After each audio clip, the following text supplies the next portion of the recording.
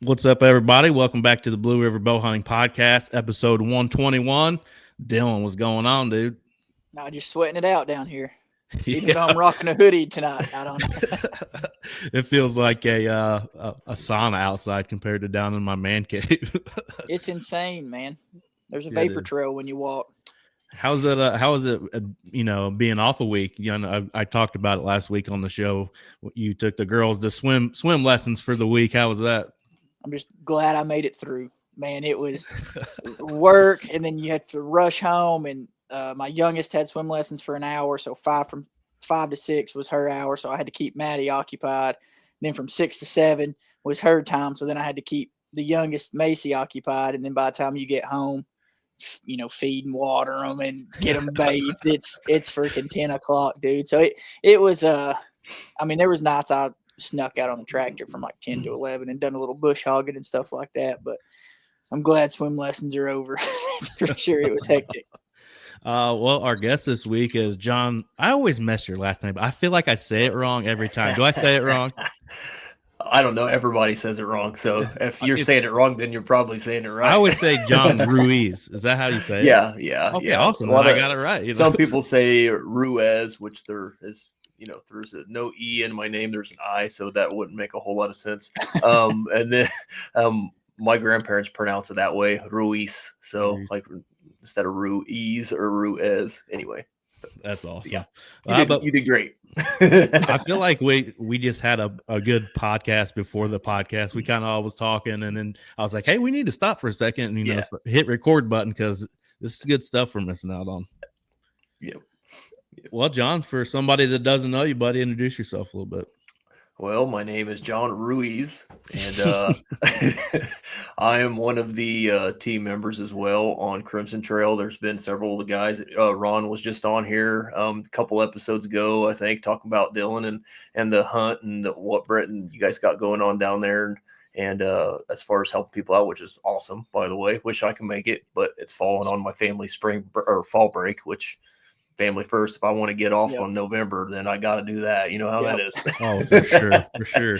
So yeah. For somebody that hasn't maybe did miss last week, that's what we talked about last week was Dylan's hunt to help down there in Tennessee, and I'm excited, man. He just seems like he just keeps bigger and bigger every day. Putting all the details together. There's just more and more companies kind of behind the scenes reaching out to me, and they're like, "Hey, can you give me a call?" And then, Life Hunter gave him a call, and he was actually, I forget where he was, Colorado, somewhere chasing elk, scouting. And he just pulled over, had probably an hour-long conversation. He's like, dude, I'm going to send you a bunch of stuff and just do with what you want with it. So he sent us 3 of his backpacks, which are insane. And so that'll be all bundled in with the prizes.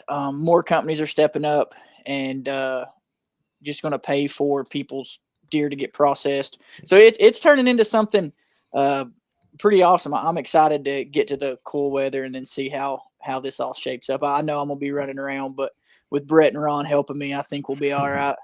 Oh, yeah.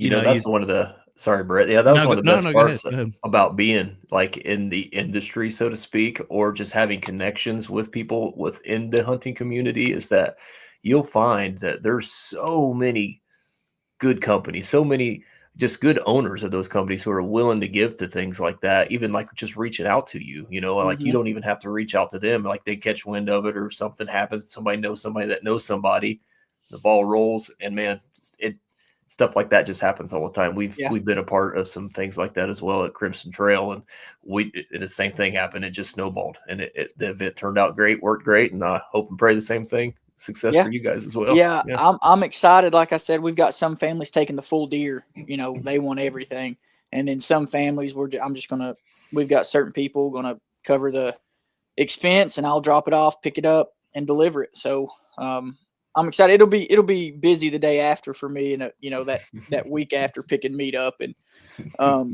getting it everywhere. But I think it'll be something that we can keep on moving forward and kind of grow into something. So. Well, we gave Ron a lot of praise last week because he always is that guy that great episode, guys, talks to us about it. You're one of those guys too. I mean, we got Uncle Ron, but we need Uncle John too. Yeah. I try to comment on your guys' stuff, and I would listen to it. If I can't watch it at work, I'll just at least I do a couple different things. I like to support people within the industry and in the community as well. And I like to either, if I can't listen to it on like iTunes or whatever, I'll put it on my work computer, and then I'll just pull up a YouTube page, and then I'll let it run. But I'll have it connected to my AirPods or whatever, and I'll be able to listen to it. So you'll get from a YouTube standpoint, your numbers, your algorithm will go up because I listen to the full length instead of skipping through and whatnot. And I'm going to listen to it anyway. So it's all right. I kind of go back and forth. If I'm on the mower, I'll have Apple iTunes or whatever on, or if I'm at work, listen to you guys, and I'll just put it on the computer, on the YouTube. Kind of get best of both worlds. Yeah, that's I thought it was really cool how we'll get to your videos that are coming out here soon. But one of your videos, in that video, you're like, doing a kind of a voiceover in the scene, and you're like like listening to a podcast like Blue River Bow Hunt. I'm like, yeah, that's awesome. I mean, just small stuff like that. It's appreciated because you're supporting another person within your own work, really. Yeah, absolutely. I know you guys do the same thing for us, so we as the Crimson Trail team are more than happy to do the same, Oh, absolutely. But that's kind of what the first topic that I wanted to bring up. And we've talked a little bit about on it here, probably even last week a little bit, but having that friendship through what we are all doing in our own little worlds. And then like, we've never even met in person, but the three of us talk almost daily in some kind of aspect. Normally it's, how to do this, or a suggestion on this or that. I mean, that's pretty cool, man. Yep, that's what it's all about, honestly. I mean, even Dylan, he'll shoot me a video, or so I saw it with your little daughter on, passed out, or that was all like, that's crazy. Number one, that they can fall asleep like that. No kidding. But it's still pretty cool. Yeah, little messages like that. It's just small relationships go a long way. Oh, for that sure. How food plots are doing, and you get more intel. Like I've learned just from talking with people, hey, I'm not going to plant this year. I'm going to switch this up because he's had good luck. And it's just one of those things that I'll say it again. Networking is an underutilized tool that can just, for self-knowledge at least, is if you're trying to gain knowledge, then if you're not networking, you're not doing it right. That's right. Oh, for sure. Kind of talk about your guys' kind of like list coming up for your YouTube. And are you still on the other platform too?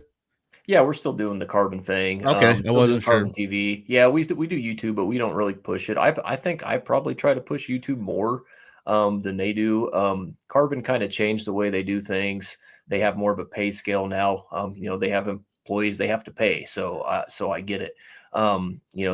They make their money off advertisement. I mean, I know how the whole game works and all that, and no knocking on them, but like when you're an exclusive with them, it's now a paid type thing. And previous to, from what I can tell, the exclusive wasn't, you don't want to pay for that for my experience, but I don't know what they do, behind the scenes. I don't know any of that. I just know like some of the numbers that we've seen. And I mean, it completely dwarfs anything YouTube will ever dream about doing, as far as that, that platform's concerned. I mean, it's not even close. So, but yeah, we do both. I'm more heavy myself on YouTube.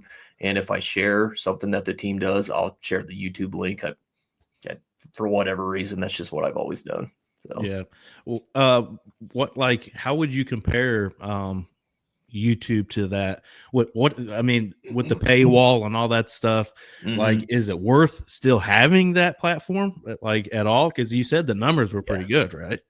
Yeah, it's still worth it. Even the free version is still worth it. That free version, it's I don't know, 1,000x over what YouTube gets us. I mean, it's not even, it's not even close. Like a video on there, even the non-paid version now, I mean, we'll say, let's just do a low number and say we'll run 20,000 on views on it, for the month or whatever.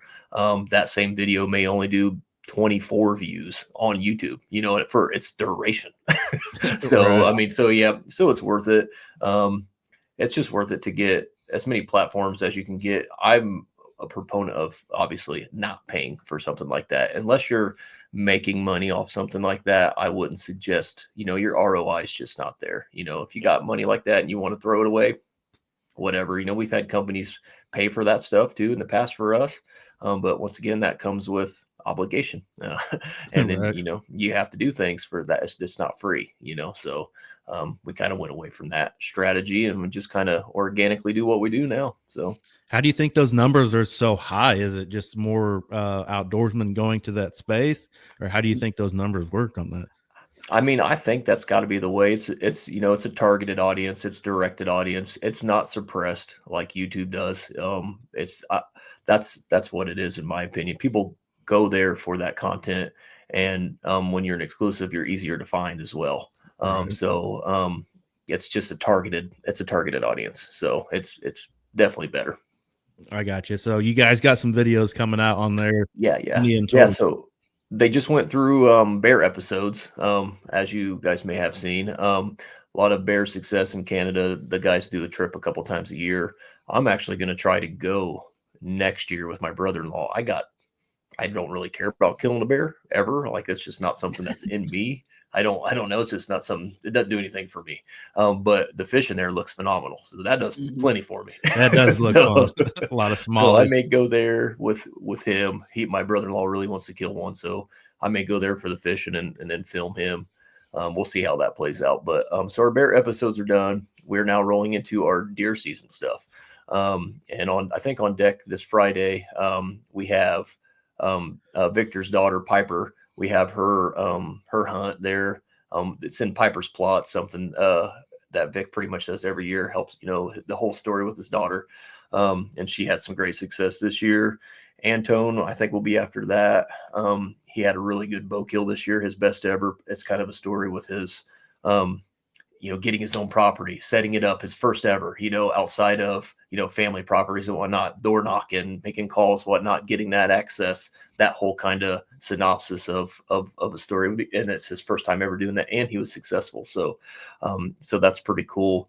I think we also have Chris from Canada. He came down to Indiana during muzzleloader season. I think Kentucky and Indiana. I can't remember which, but that's his muzzleloader story. He's doing that as well. And then you'll roll into my 2 episodes. I think I round off the season. I can't remember if there's anybody after me or not, but my 2 episodes, I believe, end the season as we get really amped up and close to deer season. So nice. Yeah. So your first episode will be the one you sent us the other night with about the broadhead, right? No, that's my last one. Yeah. Oh, okay. I almost saved that one for a film festival, to be honest with you.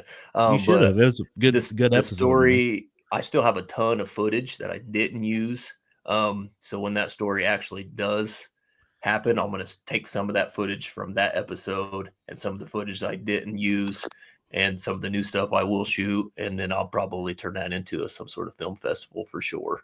But the first episode I have is what I call 2 hours. That's the one where I shouted you guys out. Okay.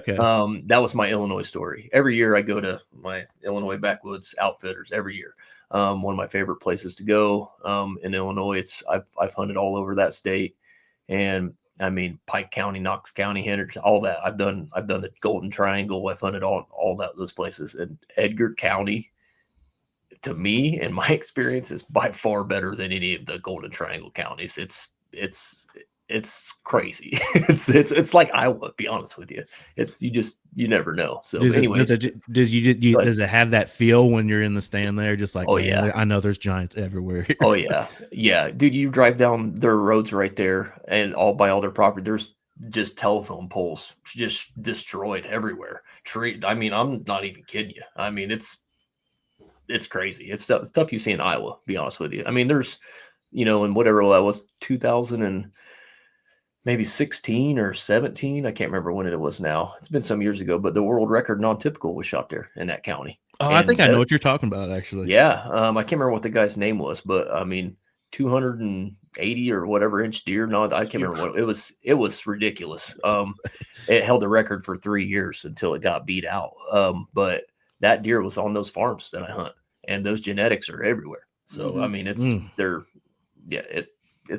It's good. I might have to join. I might have to join you in on that hunt next year. So, what's interesting? Not next year, might be a few years. What's interesting about this place is that they used to. They hunt it very selectively. There's less than 35 hunters that they have and then I've been outfitters that have 80, 90 a year. Just think about the rotation insane. These outfitters put into these stands is unbelievable. It's high pressure deer, and they'll have some success, but not like this. So at any rate, this year is their first year where they bumped the minimum up to 145 is the minimum now. And instead of 5-day hunt, your 5-day hunt now costs 4 days. And on top of that, so that, they're trying to bring that world record quality back, which I can respect. On top of that, they are no longer offering gun hunts. None. That's awesome. Most of their hunters that they've been there, I mean, I've been there 7 years. This will be my 7th season there, but some guys been there 12, 15 years.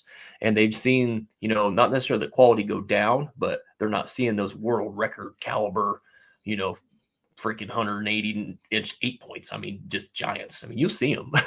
But at any rate, they don't, because the gun hunters are coming in and killing them. You know what I mean? They're taking the numbers down. They're taking those 4-year-olds that are pushing high 160s. They're taking them out when that deer could blow up to 180 easy, so they're killing the gun hunts. No gun hunts. They're going to do bow hunting through that first weekend of gun, and then that's it. The farms won't be touched after that. So, I mean, you just think about the possibilities, moving forward at that place. It's going to be something magical over the next few years, because a lot of deer are probably going to make it, and then they're going to get stupid big. So anyway, so long story. I talk a lot. It's okay. This is your platform, buddy. So you can talk all you want. So the 2-hour story was my hunt last year in Illinois at Backwoods, and basically it's called 2 hours because I literally hunted that day for 2 hours. That's it. I went to Illinois. I got there late. I got in a stand. I wasn't even in a stand for probably a little bit, actually less than 2 hours, but like the whole thing was, I called it 2 hours, and I shot a pretty nice 8-pointer, and it was my longest shot. It was like 55.7 yards. Super long poke, double lunged him. Nice. It was everything on film. I mean, it was something. That don't happen often. So of course I got to stay back, and I got to talk to the owners a little bit more. I mean, I'm pretty good friends with them now, but got to ride around, check the farms, do, pop some road pops, Oh yeah. hang out and get to congratulate the other hunters as they come in. I got to take a lot of pictures for other hunters that were there, because, they were successful and I was done, so I hung out to lodge for a couple of days and relaxed and drank and ate and drank. That sounds like a heck of a hunt there, man. So yeah, really I should have came back home because my woods was blowing up and I was not tagged out, but I'm like, I'm here, I'm gonna have a good time, Yeah. I don't blame you one bit. Yeah. That gets you jacked up for Illinois, Dylan, if you get to go. Yeah. I'm potentially going this year. It all depends on my brother-in-law, so we're gonna see how that all pans out. But yeah, man, I'm hearing these stories, which I knew, you had told me, you sent me a picture, which that buck was just insane body. Like dude, you can't even compare. I forgot about that. Kind of deer. Yeah. No, that deer is the biggest deer body weight I've ever shot. It was over 300 pounds on the hoof. Field dressed, he was just under 300 pounds. Just a freaking tank of a body. I mean, that's why I shot him. I knew that antlers were going to be close to minimum, you know what I mean? Like 140 minimum, and that's right where it landed. And but I'm like, dude, this is a mature deer. This thing is a horse. So I'm like, nope. Tank. Yep, it's time. You know what I mean? That's they were glad too that I took that deer out because he was on the way down. He was old deer. You know what I mean? He was old deer, old big body deer. Yeah, it was a cool hunt. So I'm looking forward to what other people have to say about the edit. It's kind of different. It's kind of a little bit different. I liked it, and it's cool that he sends them to us, and we get to watch them before they even drop. He's like, don't be sending this out now. No, I would never do that, but they are some incredible hunts, and we'll get into the editing style type of stuff afterward. Talk about that a little bit, but the way you've gone into your own direction and the stuff that you're doing, it's pretty top notch, dude. No, I appreciate that. Yeah. That last one had me so fired up because I think it was later when it got sent to me, and I was like, all right, well, I'm going to go in here so I can watch this and concentrate. I actually got up out of bed and went to the living room and laid on the couch so I could concentrate on it, because it had me hooked. And then you get invested in that. And then seeing Ron's bear hunt, just the way you guys have kind of went into the storytelling. Like the last time we had you on, you told us like you wanted to tell that story and people to understand, kind of feel like they're a part of that journey. Well, this last one that's coming out, buddy, you did it. I appreciate that. Yeah, for sure. We like to do things a little bit different, as you guys know. It's weird. We're not. Once again, I will never knock anybody for whatever. I started out in the early I think my first kill on film was like 2001. Was my first deal. So we're talking, I've been doing this a while.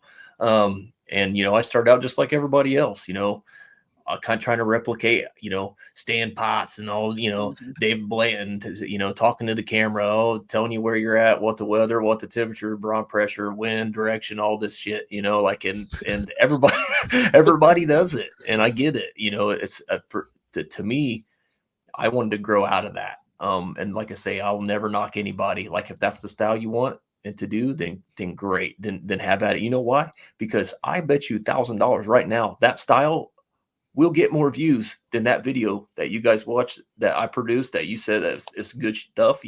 I guarantee you that other styles get way more views, but I don't really care about the views.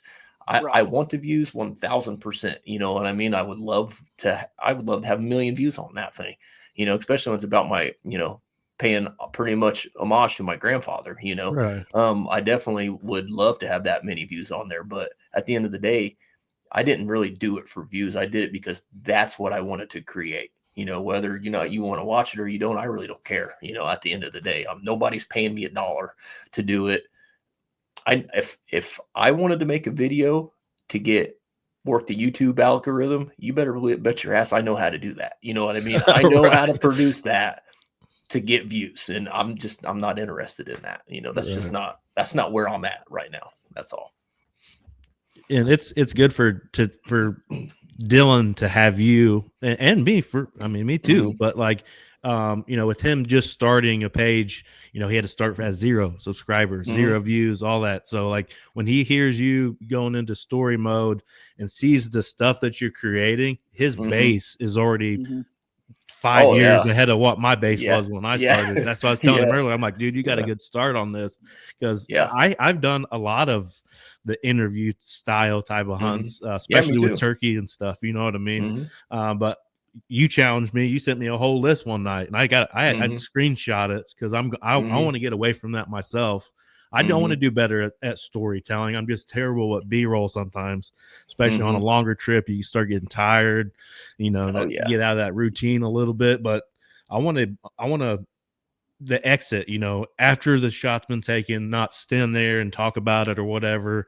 Do more voiceovers, some really good video of you holding it or looking at it. Well, some of these deer, I might even cry, like I just sending Dylan some old trail cam pics earlier, because I was going through some old footage and found like 2 months worth of an old stealth cam I had. And dude, I had this one buck, Mike Tyson. I'm going to guess high 70s, mid 80s somewhere. And he is an absolute there's another one that I didn't even send a picture of.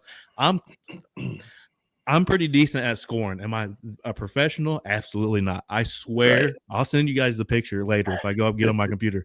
I think it's close to 190. And like I hunted it hard. I just never did get it. Even back then, I think that was like the 2015, 2016 range.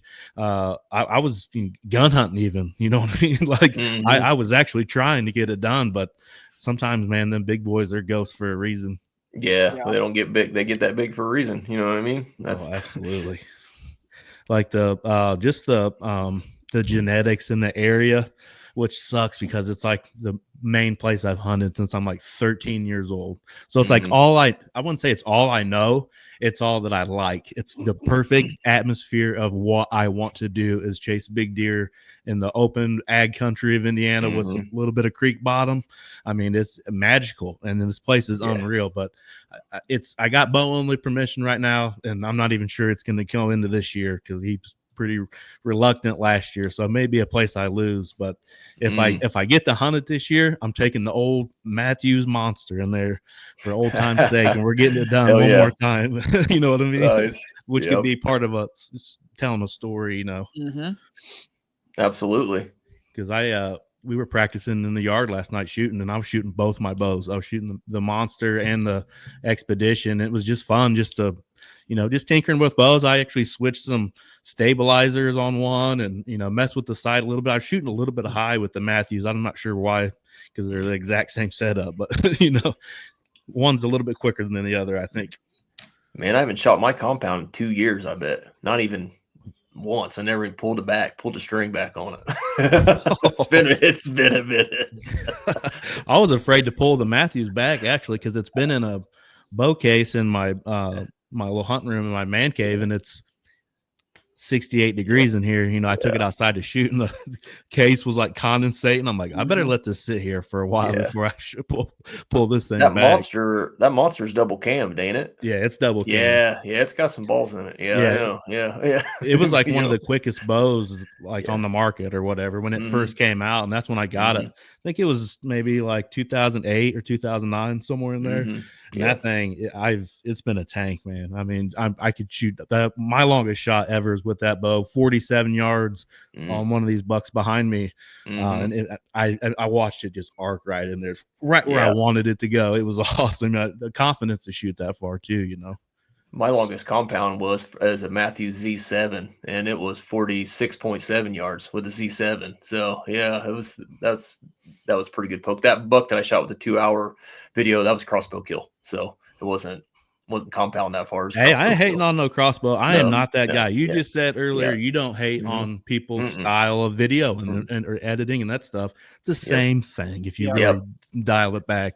I'm going to tell you why, too, I shoot crossbow there. Because that place is hard to kill a deer with a compound. And the reason I say that is because you have to be proficient at 45 to 60 That's yards. How it is where I'm at. You have to be proficient at that. And I am just not. I know my limitations as a hunter, and I don't have that range. I'm all over the place at, 45. I'm not going to hit, in a toilet paper holder or whatever, the old challenges. That's just not who I am as an archer, unfortunately. So I do my best. I try what I can. I prefer to be 30 or under. With the trad bow, I'm 20 or under. I'm shooting trad now. Yeah. I mean, I can hit pretty much anything with that thing, at 20 yards, but you can't send it 50 yards. It's going to bounce off a deer. You know what I mean? Yeah, for sure. Yeah. I just don't understand everybody wanting to argue about everything. It's like, as long as people are buying license and they're hunting legal, I'm happy. Just get out there. It doesn't matter. You've got your bait stake to look down on. Well, you would if you could. Well, I don't know. We'll find out next year when Tennessee puts it into effect. But it's just one of those things where I'm not going to shun somebody for baiting when I have 25 plus acres of food plot that's doing the same thing. It's just rooted. If somebody wants to shoot a crossbow, like you said, that's perfectly said. You're doing it because of the animal. You're doing it to make sure that animal is hit as ethically as possible and quick. And dude, coming up there and hunting the north, it's not tight like some of the spots you can get in here. You're talking about huge ag fields, pinches where they may be staying on the other side of the creek. I understand why that becomes a thing, but your purists get mad. This guy I seen on a comment the other day jumped a dude for having a crossbow. Well, he was shooting the newest Matthews, and the dude was like, well, the Indians didn't have a Matthews, so why are you doing that? He said, I remember this same argument when the cans come out. And it's just something to I don't know. It's like almost just it throws gas on a fire for no reason instead of just being like, hey man, good shot, you know? Yeah. Bunch of whiny ass grown men is what it is. It is. I'm gonna call it like I call it. You know? I got one for you, and I'm probably gonna get some hate on this, but I really don't care. Some new effects that go in effect for the state of Indiana this year. Thermals or drone thermals can be used if the animal is harvested, and they brought the diameter of the rifle down, so you're gonna be able to shoot. I saw that. 223. Yeah, you're gonna be able to shoot 223. Yeah. You're not. Yeah. There's people with thermal drones that are gonna run these drones out there. Oh, my buddy shot one. We're looking for it. You know. We're gonna sitting there with his AR, getting ready to pick it off at 150 yards. You know what I mean? There's gonna be some deer killed in Indiana this year that I think will have a little bit of mystery behind them. They may not be able to prove much. You know what I mean? Yeah. Funny story real quick on that, Brett, not on the thermal, but on drones. Mm-hmm. I killed a deer, and wanted to try to fly to see, cause I didn't have permission to go get it, but I wanted to try to fly it to see if I could see it. And I had, the DNR went and called on me, but the DNR, freaking kind of not regulates, but kind of watches over this nature preserve that nobody's allowed to hunt in, that my property's butted up against. Mm-hmm. And he saw the drone, so he came over and was all like, hey, you know, was asking me questions about. I'm like, look, I got it all on footage. Like, I didn't do nothing wrong, dude. I have everything recorded. Like, and he did. He looked at the camera right there and everything. He's like, oh, okay. He's like, you know, they in Indiana, even at the time, they're like, they don't even want you to fly a drone during the hunting season period. I don't care if it's for B-roll, if it's for whatever, because you have to be able to prove to them that you did not use that to your advantage. Right. And good luck doing that in court. Because if they wanted to strap you up, boy, they could strap you up. And you could lose all your privileges and all your everything, because there's no way that you could say one way or the other. You know, honestly, even if you were 100% straight shooter, there's just good luck. So that's where their stance is. So it's interesting that you're saying, I didn't know that about the thermal stuff that and then that they let that now. You know, they brought that cartridge down where you can shoot a 223, but they changed the public land law where you can shoot rifle on public land now. There's going to be it's going to look anyway. Like a Sopranos episode out there. You know, people are going to get me shot all over the place, man. I mean, I just don't get it, man. I wish we would not let some of their backing. I always hear that's a financial thing through the backing from the insurance companies and all this kind of stuff, which who knows? I mean, it could be like that in a lot of other states too, but you go to these other states, you go to public land, there is antler restrictions. There is bow only properties.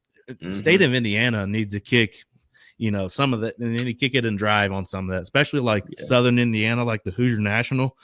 At a certain point, if you made some of that bow only, that place would be incredible, because it already is, but it would be even higher than that. And that's when I think I don't know what your thought process is on like non-resident hunting and how you get into a state, but we're over the counter, you know, I think we're getting into the territory where I think we may need to dial that back a little bit. Maybe that's just my opinion. Yeah. It all depends on, I guess, where you hunt. It's whatever. The cost of non-res tags are freaking through the roof or anything anymore. So if we have to charge a ridiculous amount in the state, people are going to pay it. I mean, you might have less hunters, but people they're going to pay it at the end of the day, you know. It's more revenue for the state, you know. So that's kind of how Tennessee, they were supposed to, which I don't keep up too much with it, just the regulations of like the dates and stuff like that, because I'm strictly private is pretty much what I'm hunting, because I manage it so heavy. And then if you get on some of these forums about TWRA, they're just getting ripped on. They've let some food plots completely grow up that they used to keep nice. They're just not taking care of anything. Apparently, you know, I'm not going to say that that's the case. I'm just saying I'm reading it from people. Right. And so it was supposed to, I think it was 28% is what our license was going to jump up. It already cost me $175 for my sportsman's a year to hunt all my own property. I don't venture off. You can ask Brett. It's all really. Yes, but now that's every tag included. So technically, I could go to West Tennessee and kill 3 does a day all season. So like you get a lot. Cost me $0. Yeah, that's crazy. I don't pay anything. I got a landowner tag. I don't pay a dime for it, because I pay out the butt in taxes. See, I kind of have that wrote like for this piece, the 100 and something, I've got that, but the other pieces I've got leased. But so they was like, okay, well, certain counties you can't go kill a deer and then take it across the county line, CWD. It's bad, whatever. And then all of a sudden, people were eating them up about the license increase.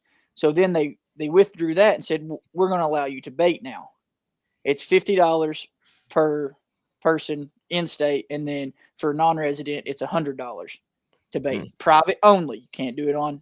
But what that allows them to do is come in and make sure you're baiting correctly. And prior to that, they are not allowed to just access your property anymore. They have to have probable cause, which they can get. They can, they can come on if they want to. Like, there's no way around that. But that's what everybody's fighting about now is the whole CWD laws. Well, we wasn't allowed to cross county lines, but now you're saying we can pour out thousands of pounds of corn and it doesn't make a difference. So it's one of those things where it's all about the money. They're going to make so much money off of the bait. But it's going to have a lot of people in trouble because they're not going to read the rules, and they're going to be out on public dumping corn. And you know how it is when somebody gets caught, it's never their corn pile. They just happen to find it. And it's just one of those things where it's like, they took away bearded hens this year. So there was I think 11 opening day that had people tagged out.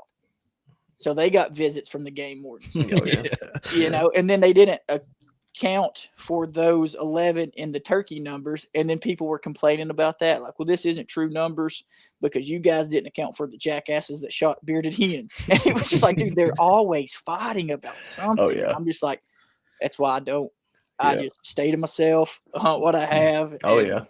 I'll door knock until my hands get numb because I just ain't dealing with some of these fools out there, man. Back to that 223, Brett, you can use that in Kentucky. And that's what my buddy Kenny uses every time we go down the Kentucky cabin at the Kentucky property. That's what he uses. He uses it suppressed. And I mean, you hear like you barely hear the damn thing. Number one, that's crazy. I'm telling you what, the deer don't bleed on with a 223. Oh, I know. The bullet bounces all in him. Every time he kills one, we got to track that son of a gun. I feel 80 to 100 yards minimum every time with no blood trail. I feel like that's how the 308 is too, in my opinion. Crazy. It leaves just a tiny.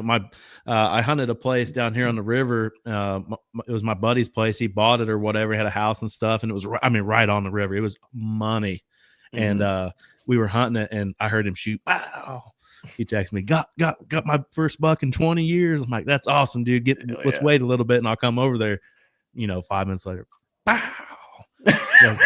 What happened, dude? He said what he thought it had ran back in there, and he shot it again. So I don't know. I didn't go look. I only trailed the one that was laying there, so I didn't ask questions. But when I walked up on it, there was no blood, and it had, I mean, I could barely stick my pinky, inside. I was like, I don't like that at all. No. When it comes to gun season, call me crazy. I like just a good old slug 12 gauge, man. Just roll one over, I've been shooting them, boy, with my AR. I ain't gonna lie. I hate shooting that damn 12 gauge. That thing beats the hell out of my shoulder. But I mean, it's still shoots great. I mean, that thing will shoot I could shoot 200 yards with it, just like a damn rifle. With a good Hornady and a good freaking scope on there, you can shoot pretty good distance with those shotguns, man. So for sure. Let's go back. I'm just that muzzleloader, man. I don't. I just can't make myself grab the rifle. I've got a nice 30-06 that barks like a mean dog, but it's just there's something about that muzzleloader, and I kind of figured it out this year. It's the pressure I put on myself because I don't have a couple extra rounds to follow up if I miss. So I've found myself telling myself, "Hey, get down on it. Let's just one shot. If not, you're gonna feel like a real sad boy for a few days." And you look at the buck I shot. In Indiana, man, I dropped him. I had no choice but shoot. He was fixing to take off dogging those does, and I was like, well, I'm either going to drill him or I'm going to miss, and it's going to be clean because he's right on at me. And then, that's just, and then I come home and shot it. It's just one of those things where whatever weapon you like, man, that's what you get used to. That's what you shoot the most, and that's what you hone down on. And I've never hunted them with an AR style, but I've seen you do it, and it looks freaking fun. I've seen the shotgun thing. I thought I was gonna have to grab that shotgun if I messed with the muzzle loader up there. Yeah, I was gonna hand it to you. Like, here you go. Yeah, it's one of those things, man. Whatever, it's like a bow. Once you're comfortable with it, that's just kind of, its quirks, and you can rock and roll with it. Yeah.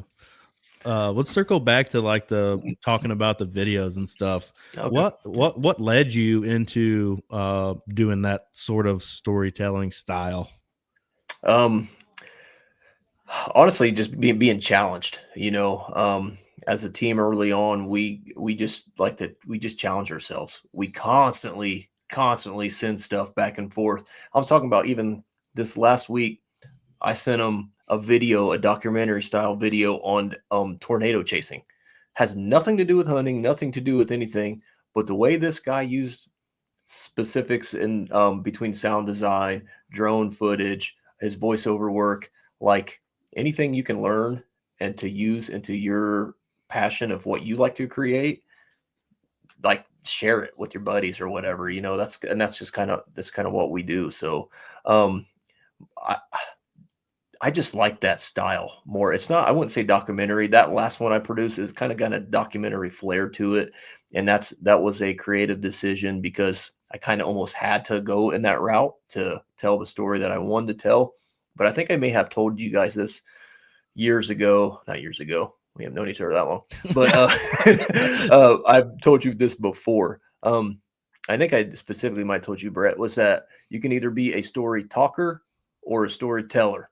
I remember if I may have told that's something I need to get that on a t-shirt because it's true. Like I say, I'll never knock a guy. But I've seen other people, even on your show, where they're like, they prefer the style where I want to bring the person along. I want them to feel like they're sitting right next to me and I'm telling them what the hell's going on, or I don't know what the situation is, but Right. I just don't want to, I want there to be more footage of what you're seeing than me talking. If I cannot talk at all in any of my videos, that's my goal. You know what I mean? If I cannot say anything, like I don't need, in my opinion, and my style, I don't need to tell hunters what the damn month is, what the pressure is, what the temperature is. You're a hunter. You know when hunting is good. You know what the hell the weather's like during the rut. Okay. Try to show that. That's what I tell people. Try to show that. And that's kind of my goal. If it's cold, take the time, get some frosty shots, get your cinematic sun coming through something or whatever. It doesn't matter. Like get those shots that convey what you're verbally vomiting out. Like instead of telling people, show people, don't be a talker, be a shower. And that's just kind of how I try to edit things. Like, it's just, I want you to go along this story. I want to be story heavy. My goal is always to not necessarily it to be about a subject, like me being the subject, but I want to have a specific reason for that video. For instance, the last edit of the year is called My Abuelo's Broadhead. And where's it at? This is at the end of the video. That's awesome. So this is an old school Thunderhead box, and you guys will see this in the video there towards the end. Just to kind of give you a synopsis of the story, I created this whole episode over basically the broadheads in this box. Okay, I found this when my grandpa passed. I used the broadhead.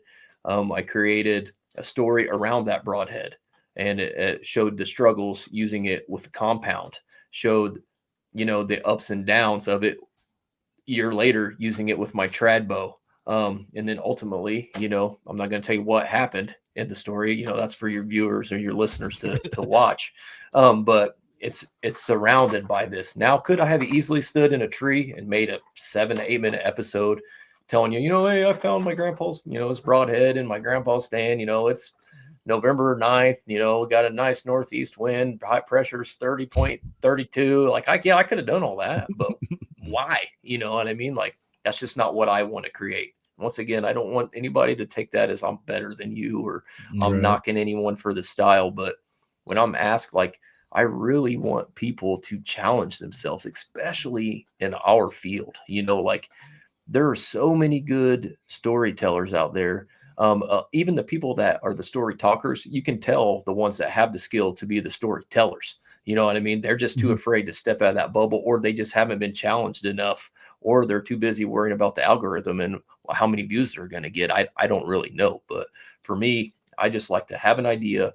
I like to pound that idea and really bang story on it, whether it be through B-roll or like, I don't even know, like the percentage of what I call talking head. On stand talking head, I may have said 2 sentences in that. No, I take that back. At the end, after I killed, I'm like, oh, I said whatever. I probably have like maybe a 1 minute out of a 18-minute video of that you actually see me talking while I'm in the field. Like, right. And it's less than 5%. So, and that's kind of always my goal. Now, of course, that varies. The 2 hour, I didn't talk as much in that one, but at the end I did talk a little bit, as at the very end of the video, but I try not to talk. Like I don't want to talk. I want to show. Basically, that's in a long-winded way. I'd like to show you what's going on rather than, I don't want you to be sitting next to me and me telling you a story or I want you to have this visual experience, basically, is what my goal is. So yeah, I need to get better at the storying. I don't think I do the whole dates and weather thing though, do I? Do I do that? I have 100%. I'm guilty. You know what I mean? Right. Guilty, but it goes. Go ahead. Sorry. I think I may do that more on turkey stuff, but I probably fall into that category as I'm more worried about the algorithm for turkey's videos because I know I need like a 8 to 9 minute, 10-minute video pushing it, for turkeys, because most of them are just going to freaking fast forward it until they see the bird strutting at 15 yards. You know what I mean? So like but on that deer hunt, I don't think we've done bad on some of that storytelling. I know like mine and Adam's stuff's been pretty.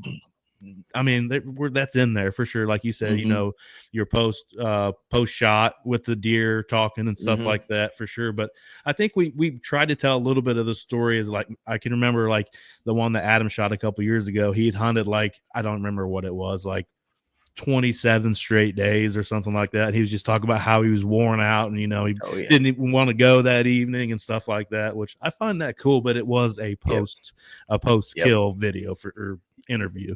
You know what I challenge people to do that are listening to this or watching this is that if you're editing or you're filming and you do that, that's fine. That's great. It's great backup. If something doesn't go right and you need your story to go in a specific direction, you could use that. However, I like to challenge people when they say your buddy was like, oh, there's I was hunting for 27 days and he's telling all the story. You know what? Take that video, detach that audio in your whatever edit software, if you know how to do it, detach the audio and just use that audio portion and then run your B-roll clips over it to convey. Not only are you hearing what he's saying, right, you're kind of seeing it. You can convey the passage of time through video. You don't have to say it, you know what I mean? And if you detach that audio, you could use it and it will level up your productions, in my opinion. So, right. I can break down that hunt a little bit more. I know it's whatever, we're 48 minutes in. Oh, you're good. Go ahead. So basically, I've always tell Brett this too, like people don't really understand. I don't know if they care or whatever, but like the intricacies that I will do in some of these edits, like for instance, I color correct every single clip. Say my last video, I had 7 different music tracks. I had 28 different sound effects within that video. I had 7 different voiceover sections that I had in there. And then I had 12 sound effects that I either had to speed up, slow down, or I had to get a different sound effect to make it sound like something that I want it to sound like. It's not just as simple as I'm just making cuts on a timeline, or adding music to it.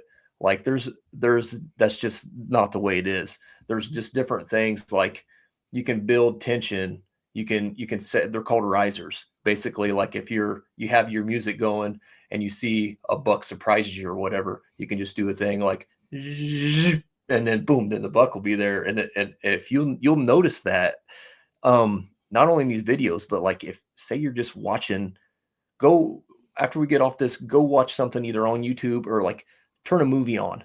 And instead of listening to what they're saying, take a second and listen to the audio. What's the ambient sound like? Does it convey whatever? Say a car's driving down a mountain. You're going to hear tires on the road. You're going to hear wind blowing through the trees. You're going to hear something. And drones don't capture audio. That's some sound design specialist going in and putting that in to put you into that space. That's what I do on my edits, like all the time. Like all of my last edits over the last 3 years, they've all been heavily, I mean hours and hours and hours and hours of editing. It's not, it's actually, it's very OCD of what I do. But that's what if you want to create something that you're, super proud of, and that you don't care if it gets 20 views or 20,000 views, you want to be proud of whatever that you put out there. And every time we try to challenge ourselves to do more, to do more, to do more. What can I add here? What can I do here? Can I,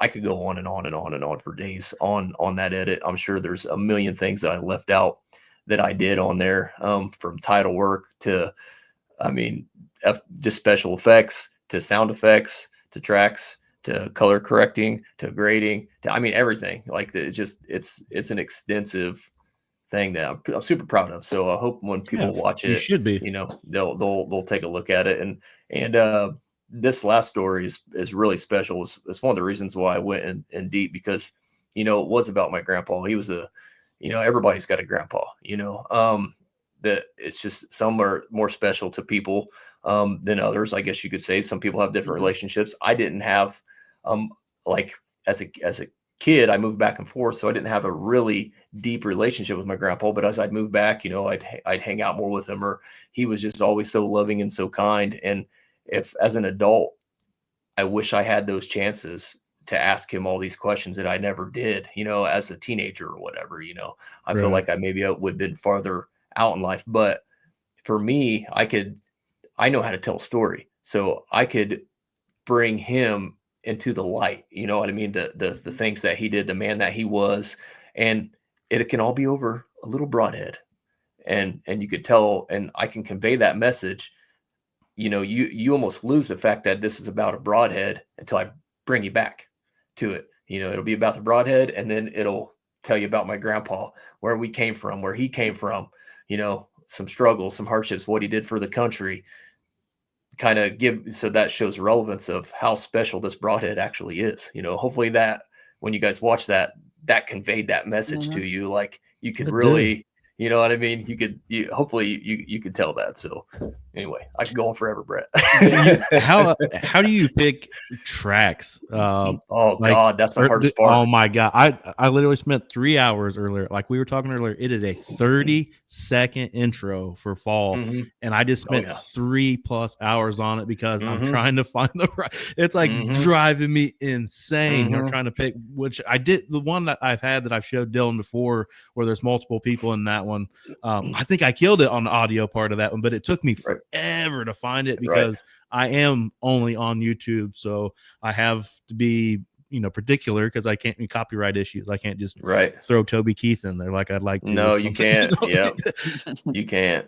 I've tried to get copyrighted music I have copyrighted music because I have, subscriptions, but I've reached out to artists before for specific songs, for specific edits that I wanted to do that I feel like this conveyed it.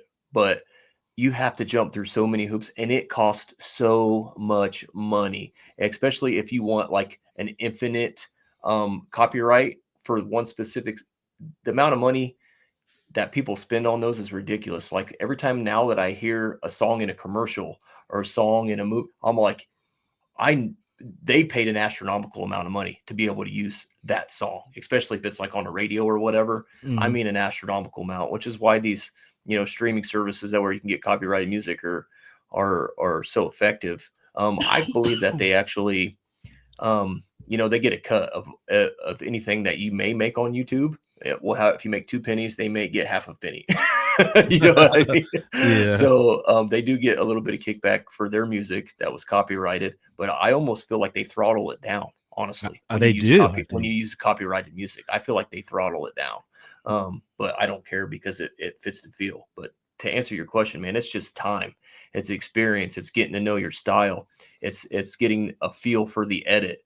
I know last 3 years before I really shifted more into that really heavy storytelling, I was more musicality. My edits were more hard hitting, punching. I was really proud of, man, like I could have 50 clips in, I don't know, in 30 seconds or something. You know what I mean? Like, but I would cut it to music. It would have great musicality. It would be on beat. It would be tracks that would get you pumped or get you fired up, or it would slow you down and make you sad. It would whatever feel I wanted to convey, but I would cut it to the music.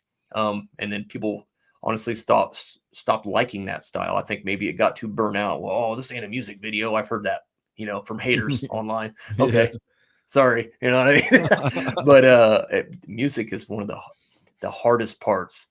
And the particular style that we're in now, I feel it's almost easier because they're just cinematic scores. A cinematic score track is so much easier to convey mood than a track that has vocals. If you have a track that has vocals in it, it has to be a specific feel. Yeah. Like you have to really know what you're wanting the audience to feel rather than see. You know what I mean? So it's that there's really no easy way to help you out there. It's just that's experience. That's really figuring out who you are as an editor stylistically, the direction that you want to take.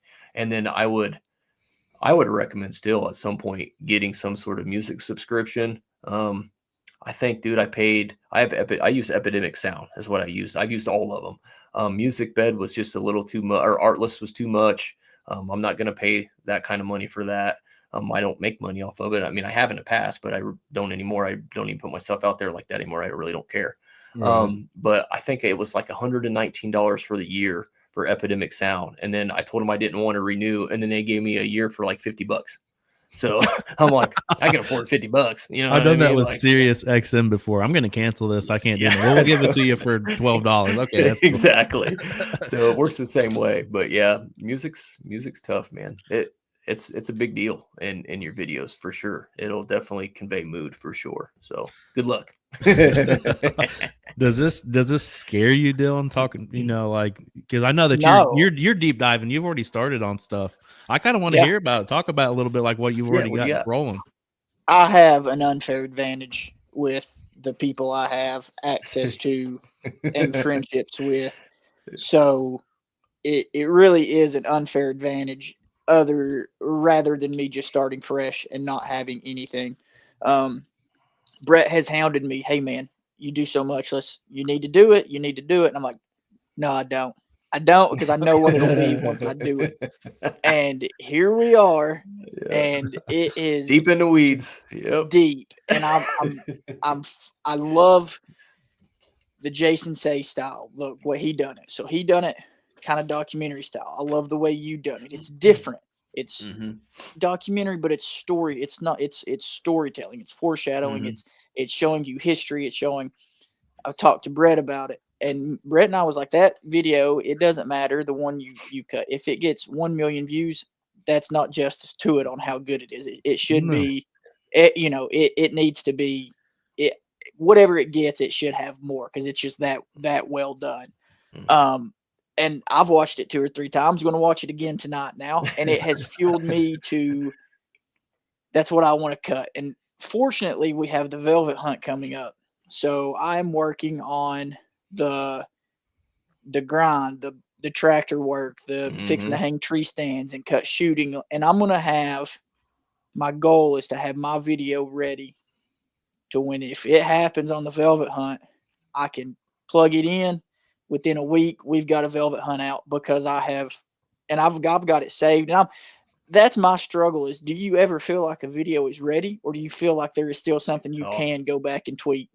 You can always tweak something, brother. Yeah, You can that's what I'm struggling with. At some point, you got to release the baby into the world and just pray it does well. Let it That's all go. you can do, buddy. That's it. Yeah, so that's kind of what I'm trying to maneuver now, because I'll cut a clip and then I'll watch it back and I'll tie it into the next, and I'm like, man, I stumbled a little bit. Let me try to, but I want that realistic, like, this is who I am, and not rehearsed, just just rolling with it. So as busy as we are, and as much as I get into with the bow fishing, and it's been great. The outdoor boys we have found recently, and my daughter is every night she wants to watch outdoor boys. She ended up wanting to go frog gigging Friday, so we were filming that. Then it thunderstormed, so I didn't get to film. We got there and was there for like 10 minutes, got a couple frogs, and had to leave. But it's just where I'm trying to take it is for people, to find the YouTube channel and to start scrolling through and watching videos, and they see not only deer hunting, but they see the bow fishing, they see the food plots, they see the adventures. I want to capture the adventures. We're going to go swimming with dolphins at the end of the month. I'm going to video all that and let my daughter kind of cut her own video, and I'll send it over to you. But she is consumed with it now, and she cut an entire promo of going frog gigging, and she done great. But she hears thunder midway through, and she's like, like for 10 seconds she's just zoned out, and then she just comes right back in. But the filming thing is really, I was like, I don't need to do it. Dip my toe in just a second, then it was just, it's over. It's just something that I think I'm up to. I've got 3 cameras, got another computer, and I'm thinking about things a lot different when I'm doing it. It slowed me down a little bit as far as like trying to get it done, like trying to get it done before the rain, because you see the storms rolling in where we live on the lake, so that's cool to catch.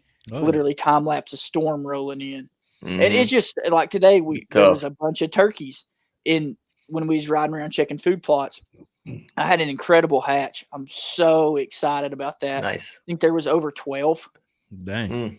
That's just little one ones bird. with well, they're not little anymore. They're but they come out, and I keep just the land management stuff is so, just to see them using what we cut and what we disc, just seeing it fully work like it is envisioned, and it kind of lets you're doing it right.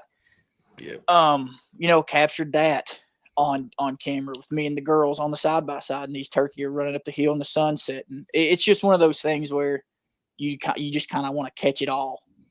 Oh yeah, I think I might have talked to you about that, Dylan. I can't remember if I texted you that one day about how because I have a channel at Foxtail Media is my channel, and as opposed to just Crimson Trail, and I do the same thing. I have different playlists I create. I got a beginner beekeeper, I got a habitat property management playlist, I got a garden playlist, I got different things like that, and all them edits aren't crazy edits. So a lot of them are they're cell phone edits. I'll edit them on Final Cut Pro, but I'll shoot them on the cell phone because I don't I'm not trying to make some crazy production on anything like that. But I think I might have mentioned to you one time, like I want to make videos at some point and save them on a private playlist for my boy. And which those could be things that you could do for your daughters too, as well. Absolutely. All your kids, if they can see that one day when they're, I never even knew Dad made these. You know what I mean? Like, just that's wild. Thinking outside the box. That's real quick. Now I'm hearing you talking about what you're shooting. Pro tip. This is what I'm here for, right? I always think about things like that. Like, even on these 2 edits, I have on my phone in the notes section, I have shot lists. As a storyteller, I create shot lists.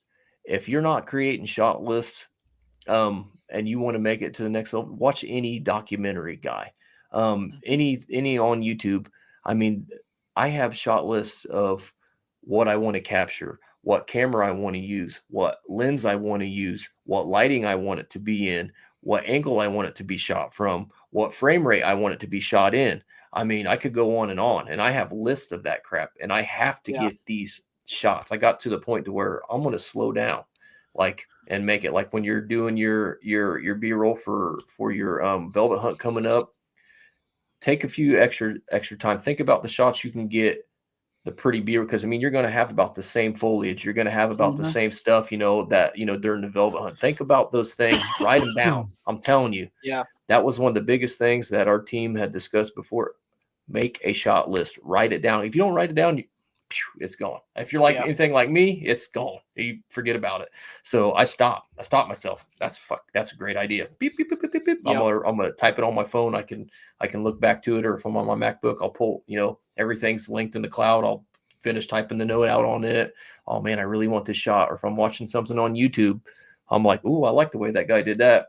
Oh, I'm going to save this. This goes to my documentary playlist or my watch later playlist. I'm going to go back and watch it. I'm going to take notes on it. This is how I want to do this shot exactly like he did, but for the style and for the content that I want to produce, just little things like that. Take notes, brother. I have been. I've been staying up. Like I was going to bed at as soon as I could, we get the girls, but now I'm visualizing every scenario, because I've studied these deer. I've got them, the habitat that I've created for them. I know how they shift. I know how they move. So I'm taking these trail cam pictures and I'm compressing it and I'm altering. I've already changed the tree stand because I've moved cameras around to get different angles to where I can get the better film. And I'm just manifesting the visualization of how can I put the work in now to make sure that I have it, because if I come in here and just climb this tree, I can kill him, but visually it's not going to be pleasing. Right. And I want to be able to soak it in. I want to be able to slow down and enjoy it all. And I've got a series I want to talk about off camera, because I think it's something that we can kind of volley back to where we do like Foxtail does. A clip on it for a video and cut it out, and then it's like spinning it off to something else, and it's something that is so I think it could catch on. But yeah, man, I'm obsessive about the visualization and trying to make sure everything. I was telling Brett the other day, I was like, dude, I'm looking at trees right now on how to trim these shooting lanes, because I want to be able to get the best footage of him coming. So I'll be in the Bobcat this weekend, and Ben's going to push me up in the bucket, and I'm topping these not cutting them, but I'm topping them to where I've got the perfect, but the deer can't see.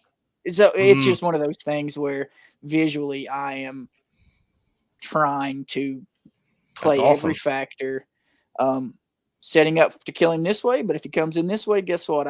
I've planned for that, and we're gonna rock and roll with it. I'd love to hope he reads the script. Yeah. And I've just been watching him. I told Brett, I was like, I really need to just pull cameras, because I'm just killing batteries at this point, because I checked cameras yesterday, and until today I had 254 photos in less than 24 hours. And it's just the same bucks daylighting, morning, afternoon, morning, like just a rotation. Nice.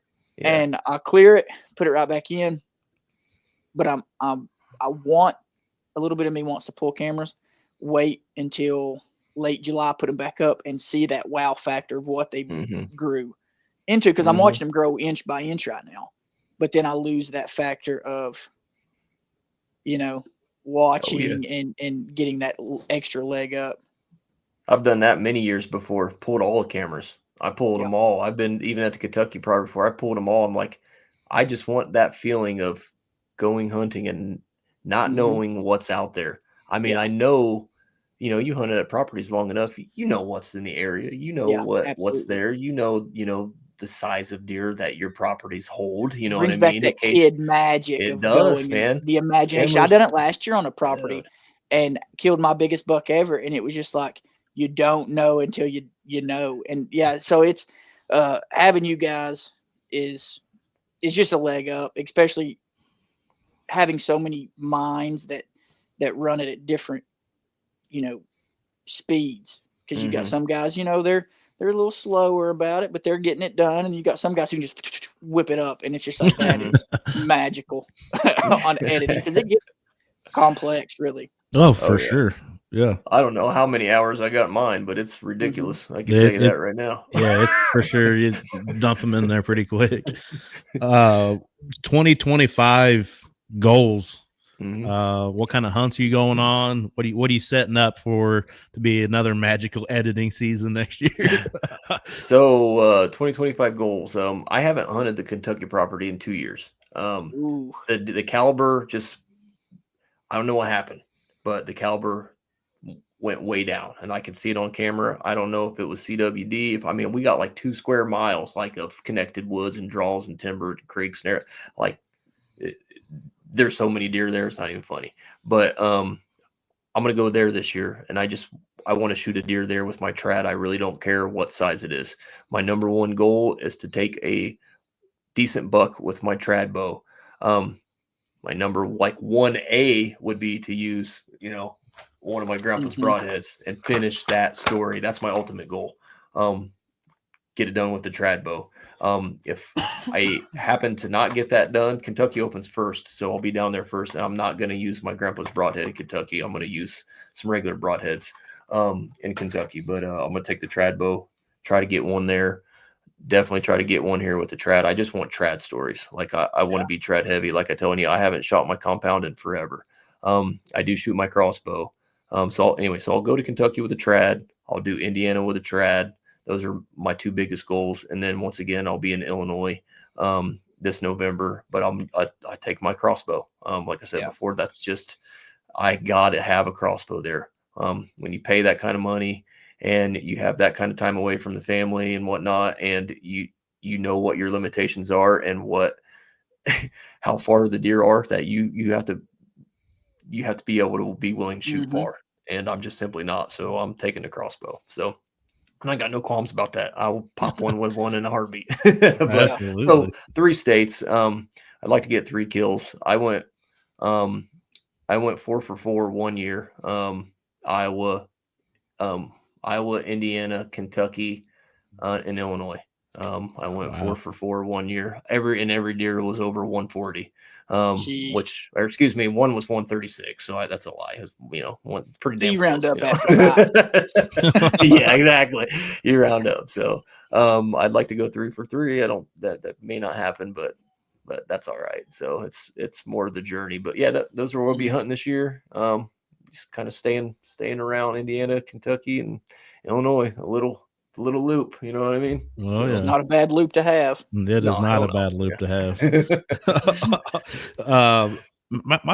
My seasons, man. The more I think about it, because like this year is really just like a super staging season. I know that sounds weird, but for me, because next year I'm going to do Kansas, and then the year after that I'm going to do Iowa. So I was trying to think, do I just really focus heavy on Indiana? And then I was like thinking, man, I got a big place in Kentucky that I can hunt. Ohio is so close. I can be on Ohio in a matter of a half hour. You know what I mean? There's so much land in the southern half of that, public land. And then you are closer to Ohio. I forgot. Yeah, you are I'm real close to Ohio. Yeah. And I don't know, man. The more, and I want to go back to Missouri again. Like I thought I wanted to spend the first week of November in Missouri. But the more I think about it, I'm like, man, I don't know. Like, I feel like I could get just as good of a place to hunt, maybe a little bit closer than the 6-hour drive. And then I think, man, dude, that place is so magical, though, at that time of the year. Like, I don't know.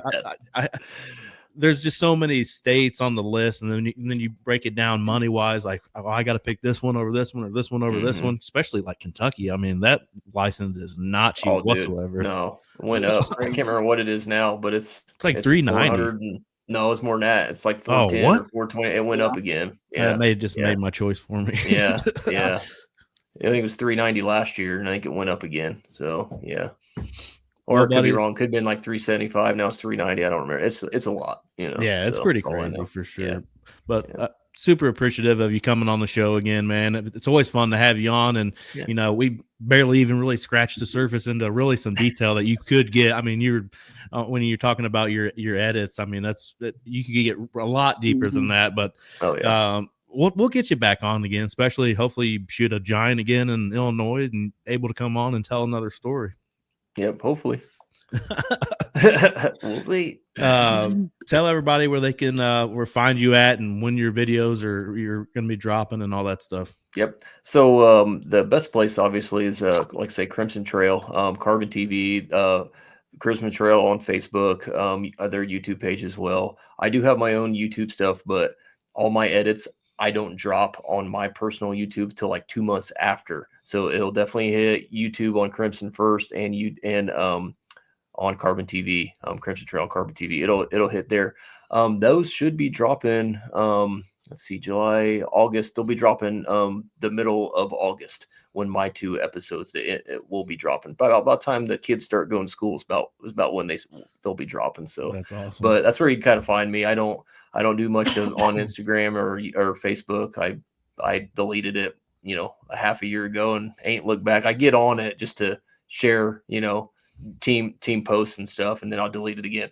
But yeah, for the most part, YouTube. If you want to look me up, check out my Foxtail Media page on YouTube, and there's a lot of videos, a lot of different styles of content, and a lot of my older hunts that are on there as well. So awesome, man. Dylan, tell them where they can check you out, bud. Same place, except we've added Habitat Thrive on YouTube, so we're getting that ramped up. I think we're going to cut probably a frog gigging, bow fishing, kind of summer prep, pastime type thing video. Just finding time with the holidays and stuff like that. And then some of my sponsors are up to really cool stuff, like Austin Hilton with Elite Racing Supplies. They had us out to their pits at the racetrack this weekend. So I get to do a lot of cool things like that. And I tried to video it, but with 2 kids at a racetrack, buddy, it wasn't happening. They were all over the place. But yeah, with Habitat Thrive, I've got some stuff just waiting, a few more of those missing pieces, and then I'll have them out. But it's just one of those things where I'm just, waiting for that B-roll to roll. Yeah, absolutely. Well, appreciate everybody at podcast land still listening, or if you're on YouTube, hit that like and subscribe button for us. It helps us out for sure. But we'll be back here again for episode 122. It's the Life Hunters up next, right? Yep. Life Hunter. We'll get to check him out and talk everything Colorado elk and all kinds of stuff. Yeah, it'll be a good one. Absolutely. We'll see you again next week.